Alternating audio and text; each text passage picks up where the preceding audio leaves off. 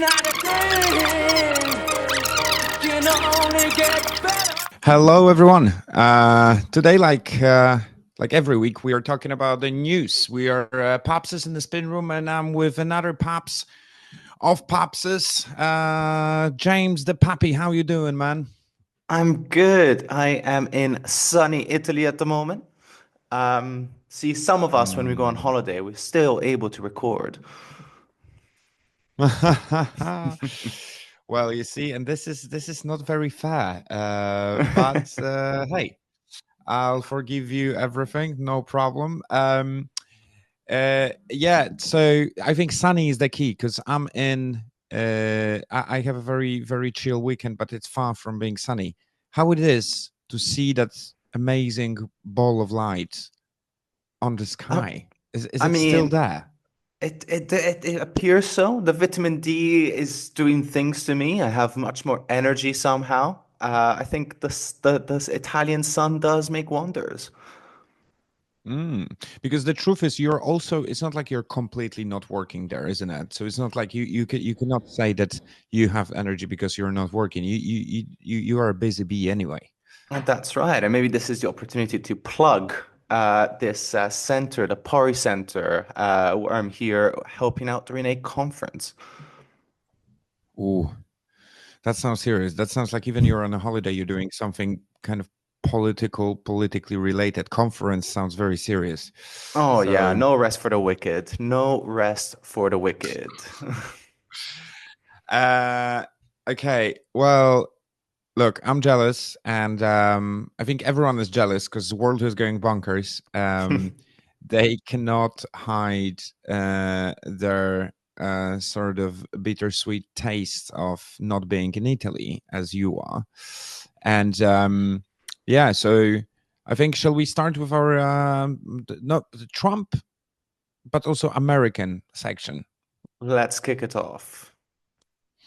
Okay, so the first news is about Biden's health.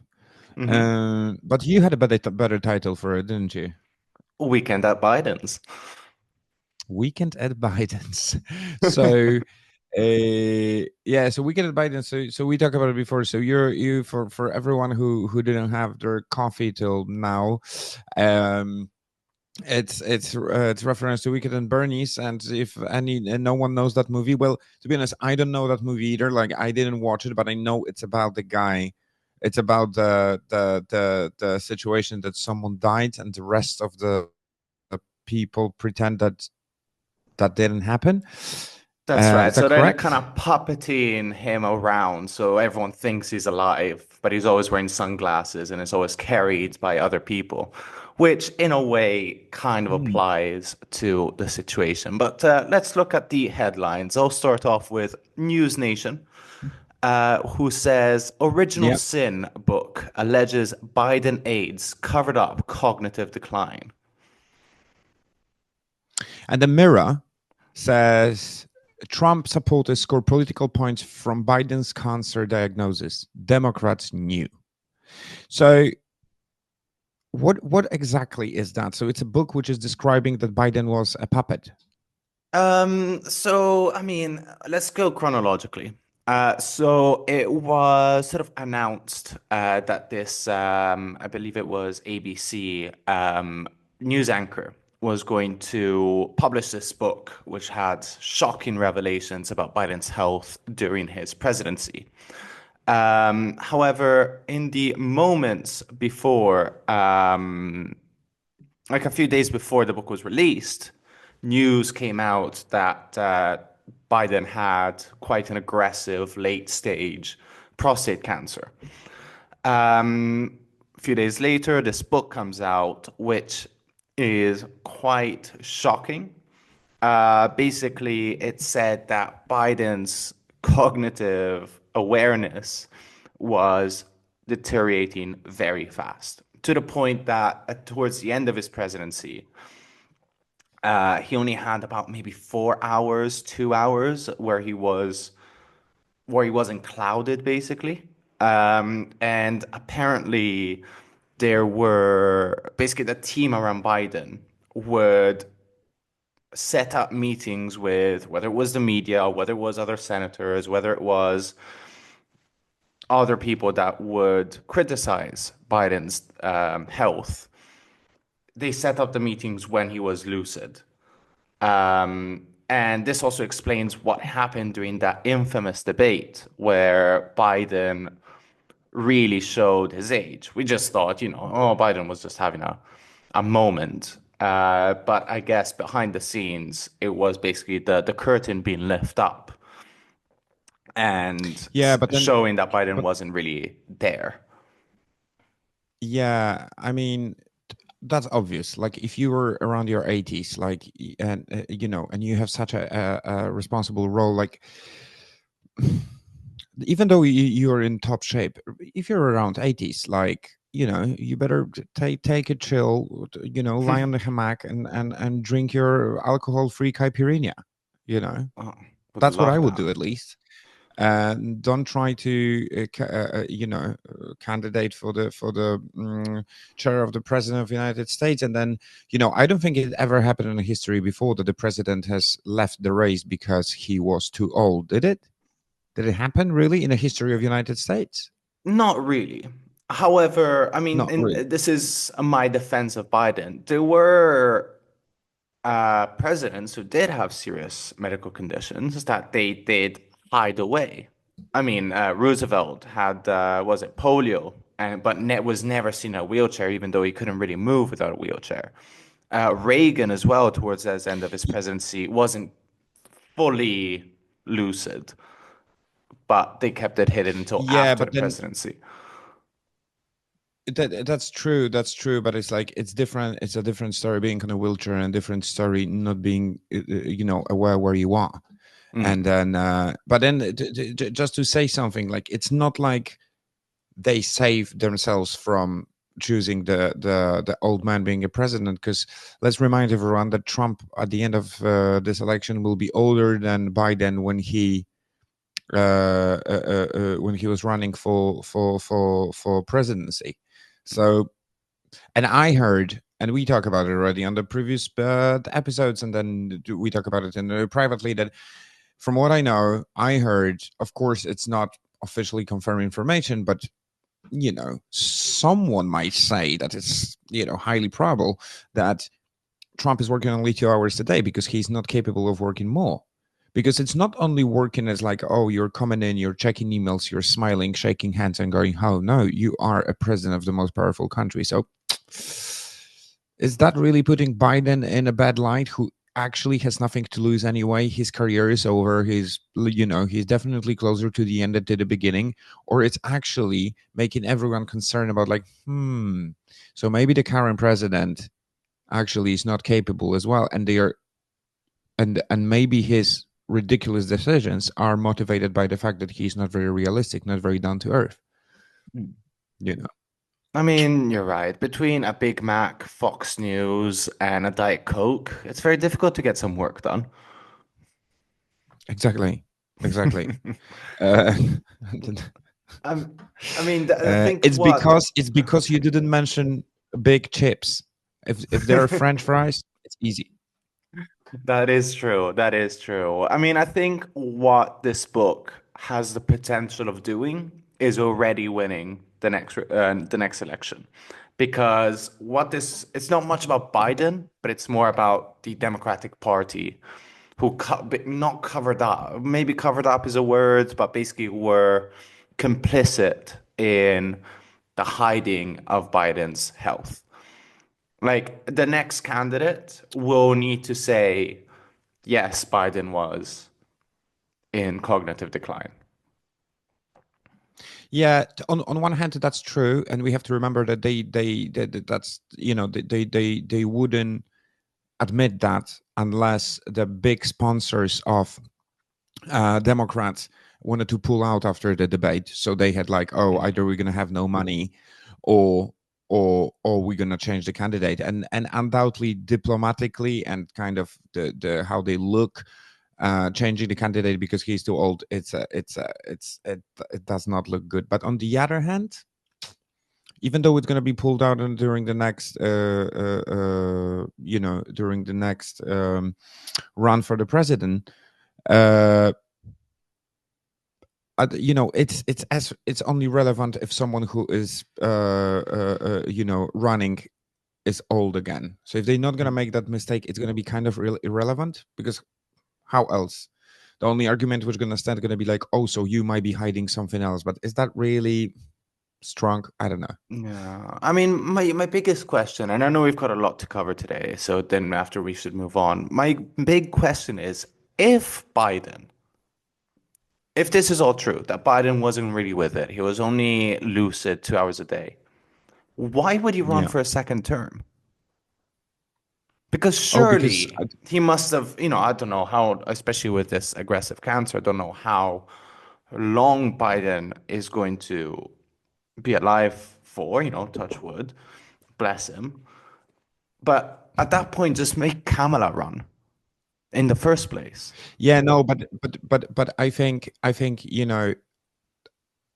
it's in many ways it's better to have a president who is not very capable of knowing what he's doing. He's easier to control. People liked him. He won with Trump during the first election. The only And person who did beat all Trump. other things which you might say, why come must? Were people ready for women being a president? Were people keen to change the president, even though the first presidency has been won with very tough opponent? I think it wasn't really much of his choice. It was like you're going for it. There's a Yeah. second, election ahead of you, and even though you are barely moving and you don't know what your name is, just nod. It's gonna be fine. Yes. America can be summed up in one word.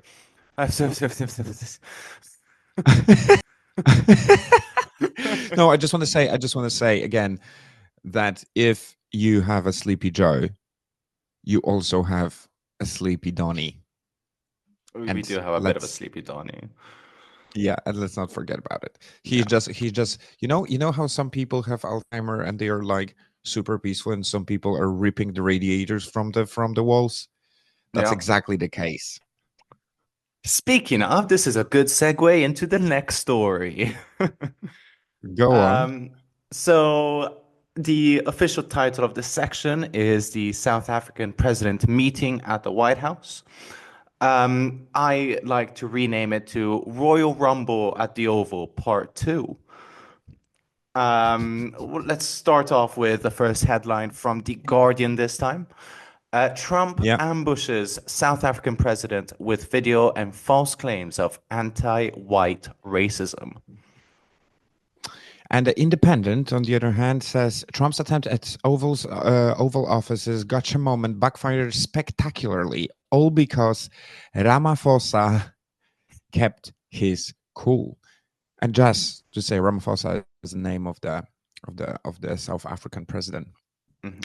So let me ask you a question: Mhm. Is uh is Oval is White House becoming a kind of a boxing ring where allies, opponents, whoever is coming is being roasted by Trump? Is that a new tradition? It's like I Independence Day, think but it is. more kind of aggressive. It is now. It is now. I mean, I have seen different articles that day that basically now world leaders are kind of terrified to walk into that room because so basically I don't know if I've mentioned this before, but there are two types of press briefings that a president can do. One is the one in the briefing room, the classic. You're on the lectern and you've got loads of journalists out in front of you, and they all ask a question each turn. And there's protocol for Yeah. that. There's basically a queue. There's a select predetermined papers that are allowed to be there, and they're kind of independent. Trump has no control about who is there and who's allowed to ask a question. In the Oval Office, however, he's got full control. If he doesn't want to answer a question, he doesn't have to. He can choose what journalists are there. And he can, I mean, basically, do these gotcha moments, these arguments in front of the world press that he has single-handedly selected. So this is why he's been doing all these meetings in the Oval Office. And this one in particular really echoed the Zelensky meeting that happened a few months ago. Well, it's a very worrying and kind of pathetic style of diplomacy, that you're inviting your guests to your place and then you are not giving them a nice supper, you know, I just giving mean, them nice supper. The scraps and best supper he's ever given is a Big Mac again. exactly. And Trump is making it himself, Oh dear. like during campaign, right? Imagine. Yeah. Yeah, But yeah. yeah, I I mean, mean, so hopefully it's a vegan Big Mac guy. Yeah. oh yeah, yeah. I mean, apparently he loves fillet of fishes as well, which I think is the only person who actually enjoys them. Oh no, Um, I know. Jesus Christ! It's like ordering chips in KFC. Like you went the wrong path. Turn back. Go back, go back. No, I mean, have you seen the video? Because it was quite shocking. It starts off kind of fine, and then Trump says that there is white genocide against farmers. At some point, he says, "Okay, let's turn off the lights. I've got a video to show you." Obviously, the Cyril Ramaphosa had no idea what was going on. And at some point, and this is where I was like, is this real? Am I alive? Like, am I dreaming? Because part of the delegation were these South African white golfers that Trump is friends with to say, oh, yes, you're doing white genocide against the farmers. It was wild, wild. But fair dues to Cyril because he really kept his cool. He said, listen, these claims that you have, I'm taking them very seriously. I'm very happy to talk about it. But if they were true, if I was really doing a genocide, my Minister of Agriculture wouldn't be here. Yeah.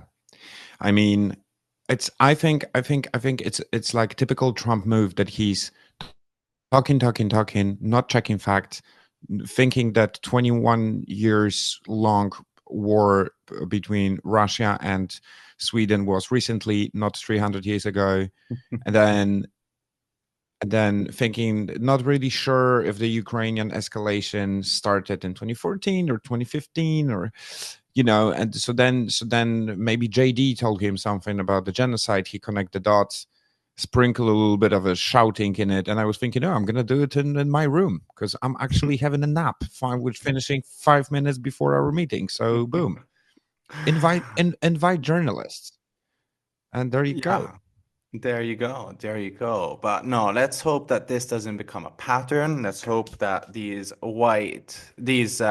claims are starting to get fact checked because again, the journalists that he's inviting are not are not there to fact check. They're there to say, "Well done, Mr. President. Thank you for being the best president of all time." No, of course. That's not, unfortunately that's not the news. That's a fact. Okay, let's move on because there is a lot to cover. So next news is for me is the most shocking one because it's showing like the direction and kind of stupidity in achieving goals of which Trump thinks are good. So because he has a problem with all the immigration crisis which is happening, and he's deporting people, giving them either $1,000 or not giving them ever anything. He basically his administration wanted to stop international students coming to Harvard, and I'm like, what a like it's even against logic. Even though let's say that that I'm supporting what he's doing, like this particular move is against logic, I think. So I'm going to start with the first headline from BBC. Judge temporarily blocks Trump plan to stop Harvard enrolling foreign students. And the Wall Street Journal has their headline: Trump administration blocks Harvard from enrolling foreign students. Yeah. So, um, yeah, to be honest, I don't know what to say because it's like I was always thinking that US is so powerful because everyone wants to go there. So all the most the brightest minds are going there to their universities and then staying there because they are the best conditions for very talented and very well educated people to kind of work and build a country and do their American dream, right? But then on the other hand, uh, now, like, how that will even help American students to, it's not like they're stealing their places in this university. Like, that's a university. That's not, McDonald's. Yeah, but Like, you see, I mean, the I don't know. I don't. I know you don't like to use the word fascist here against Trump. I know we've had this discussion a while back. Uh, but the first thing that the fascists do is to control education, universities, because that is where, left-wing ideals thrive. That's where there is free thought. There is checks and balances. Everything needs to be peer reviewed, not just throw random facts and make everyone think they're yeah, true. this particular rule is not stopping university from having a certain agenda or narrative. The only things it does is stopping the variety of students coming to university, but it doesn't mean that American students won't be lefty or won't be, liberal or won't be questioning the order of things, which is like, it's that's what I'm saying, that it's not even about like, oh, I agree or disagree. Like, even though assuming that someone would agree, that's not very smart move. It's like, you know, But it is a way to control the universities, I feel. Like, it's the first, whispering, I'm behind you, in someone's ear. I'm I mean, like watching. that's I mean, like that's really difficult because till now, a lot of people who desire to be in US, they knew, okay, if I wanted to live there, if I want to get a visa, except many other ways, but a lot of them, especially the most, I would say, promising one for the country, we're doing this through education, through getting the best grades, to getting tuitions, to getting allowance to stay because they're paying with their potential in the future. And then, so right now they cannot even do it, so they're going to go to another hub, and another hub going to use their amazing potential and, you know skills. No. So Well, it's weird. okay. White South African farmers may still be able to go to Harvard. Exactly. The ones After they're going to left, run at away from least. this genocide. Yeah. uh, okay, so what is the next thing is the EU and UK tariffs. So I'm Hmm. going to crack on right away with the headline. CNN says Trump says he is not looking for a deal with the EU after threatening a 50% tariff. And Fox News goes on to say Scott Bessent, who is the Secretary for Business, says Trump wants to light a fire under Apple EU with new tariff threats. So I guess the tariff war is not over. Yeah, because you know what? It's funny with the tariffs because recently I was thinking about it, like what is really left from tariffs. And I was thinking, it feels like it was a decade ago, but it's been a month and something only. But there's so many things happening if you're into politics that you kind of think that this is old news. It's not at all. And you think, oh, but they actually has been lifted for those 90 days. And so everything is back to normal. No, it's not.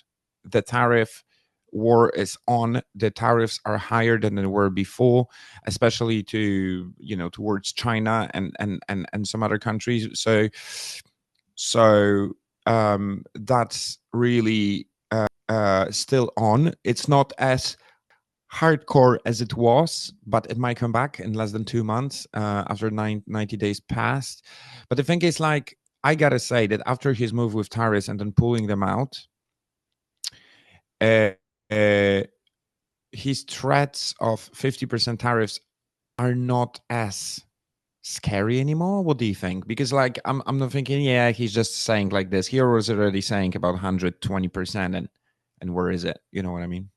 Yeah, I mean, I don't know, because he's obviously using these tariffs as negotiating chips. I mean, also because because when he announced that the tariffs would be delayed, I guess everyone kind of started with, oh, okay, you blinked. It's never going to happen. But this is another, it's one of his threats, like, oh no, it's going to be 50%.